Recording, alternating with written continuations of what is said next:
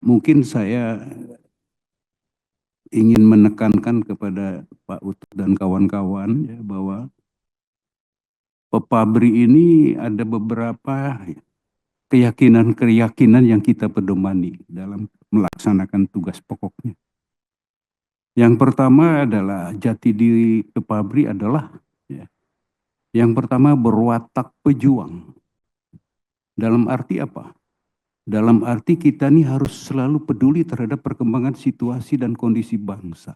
Tidak boleh apatis. Itulah watak pejuang yang kami miliki. Kemudian ciri kedua adalah berwawasan negarawan. Dalam arti apa?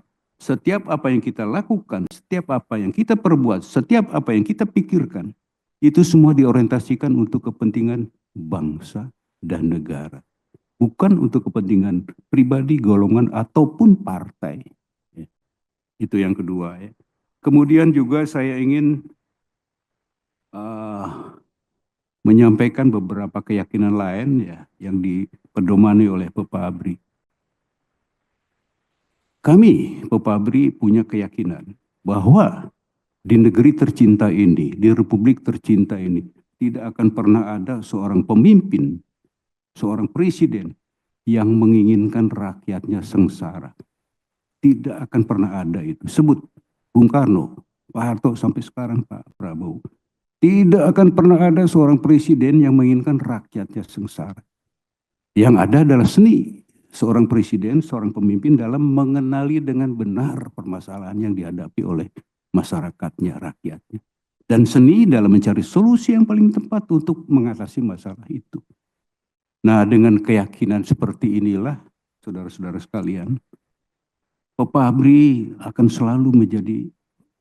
selalu berusaha, walaupun kita berada di luar lingkaran kekuasaan, tetapi kita mempunyai kewajiban moral untuk selalu memberikan masukan kepada pemerintah, kepada presiden, dalam rangka untuk agar supaya Bapak Presiden ataupun pemerintah lebih mengenal permasalahan yang dihadapi oleh masyarakat bangsanya. Sekaligus kita berikan solusinya. Jadi dalam hal ini kita berfungsi sebagai staf, walaupun kita berada di luar lingkaran kekuasaan. Berfungsi sebagai staf itu dalam arti yang namanya staf itu kan banci. Kita menyampaikan saran, pendapat, masukan. Ya. Tetapi kalau masukan itu, saran itu tidak diterima atau bahkan tidak digubris, kita tidak boleh marah. Karena kewajiban kita adalah hanya memberikan masukan. Nah, itu keyakinan kedua yang kita harus sampaikan. Kemudian keyakinan berikutnya adalah, saudara-saudara sekalian, bahwa soliditas TNI dan Polri adalah jaminan tetap kokohnya NKRI. Jadi selama TNI dan Polri solid, sebesar apapun ancaman terhadap negeri ini tidak akan mampu menggoyang NKRI.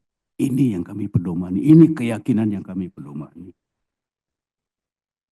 Kemudian keyakinan berikutnya adalah bahwa saudara-saudara, dari sejak kita merdeka sampai dengan perjalanan kita sekarang ini, kita merasa ada satu yang mengherankan kita semua. Kenapa? Karena sebenarnya tidak ada alasan buat bangsa ini untuk tidak menjadi bangsa yang besar. Mengapa? Karena semua persyaratan untuk menjadi bangsa yang besar itu sudah ada pada kita. Letak geografis kita teramat strategis. Di antara dua benua, di antara dua samudra. Jumlah penduduk kita nomor 4 di dunia. Dan kita punya bonus demografi. Kekayaan alam kita sudah tidak usah dipertanyakan lagi. Melimpah ruah. Negeri lain tuh hijau matanya lihat kekayaan alam kita ini. 3 persyaratan untuk sebuah bangsa menjadi bangsa yang besar. Tapi pertanyaannya kenapa? Kok dalam menuju ke bangsa yang besar ini kok kita tersendat-sendat? Very big question mark. Kenapa? Ibu bapak sekalian, Pak Utut, jawabannya adalah karena terlalu banyak kegaduhan-kegaduhan yang kita buat sendiri.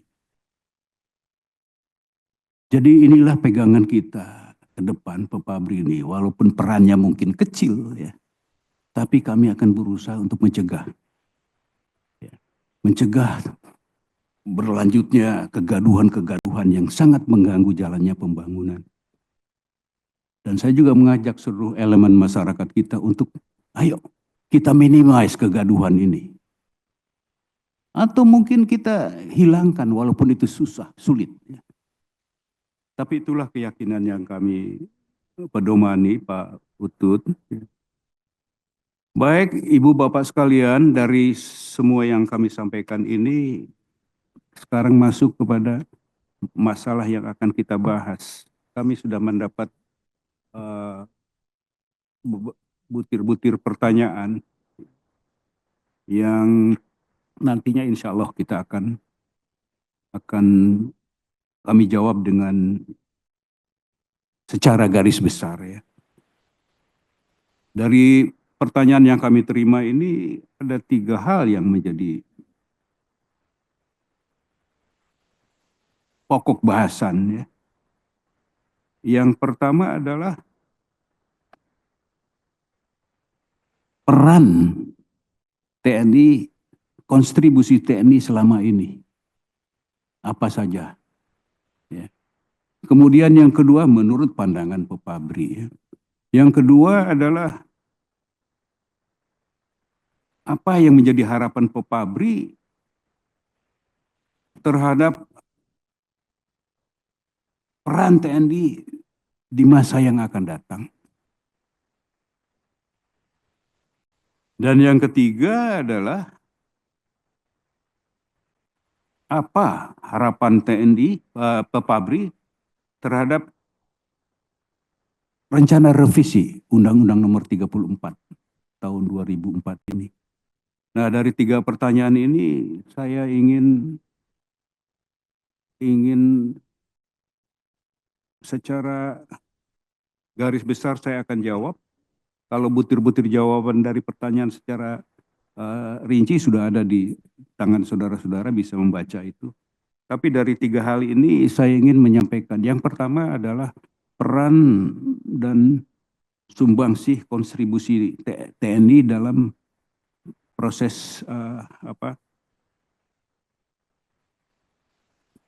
dalam proses pelaksanaan tugasnya. Jadi begini saudara-saudara sekalian, ya. Kita tidak usah ragu lagi, rakyat tidak usah ragu lagi, dan kita semua, kami juga Pak Fabri yang pernah berperan dalam masanya, ya. Tidak usah ragu bahwa TNI punya komitmen yang kuat terhadap keamanan dan keselamatan bangsa ini. Mulai sebelum merdeka, kita sudah turut serta dalam proses memerdekakan bangsa ini dengan perjuangan-perjuangan di lapangan. Setelah kita merdeka, muncul pemerintahan yang dipimpin oleh Bung Karno pada saat itu. Setelah kita merdeka, kita menghadapi beberapa permasalahan di dalam negeri.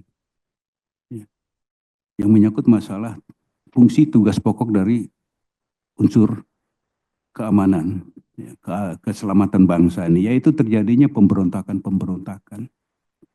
Mulai dari DITI, Kahar Mujakar, ya, kemudian terjadi pemberontakan di Aceh, pemberontakan di mana lagi, ya di PRRI Permesta dan lain sebagainya. Kita bisa melihat bagaimana TNI berperan untuk mengatasi gangguan-gangguan seperti ini, yang diakhiri dengan satu peristiwa yang sangat traumatis, yaitu peristiwa G30 SPKI, pemberontakan PKI tahun 1965. Saudara-saudara, khusus mengenai masalah G30 SPKI, saya ingin sedikit memberikan penjelasan kepada saudara-saudara.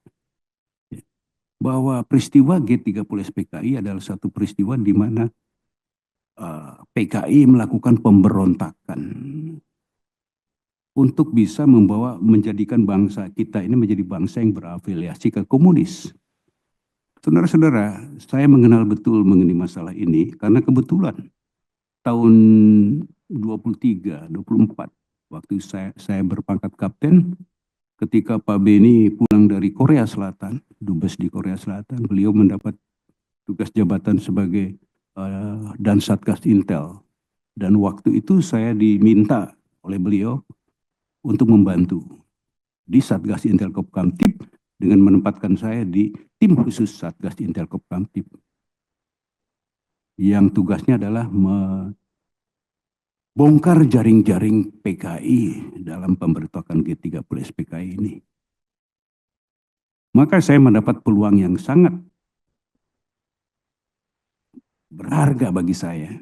Karena pada kedudukan saya seperti itu, saya berkesempatan untuk melakukan interogasi terhadap semua tahanan-tahanan politik.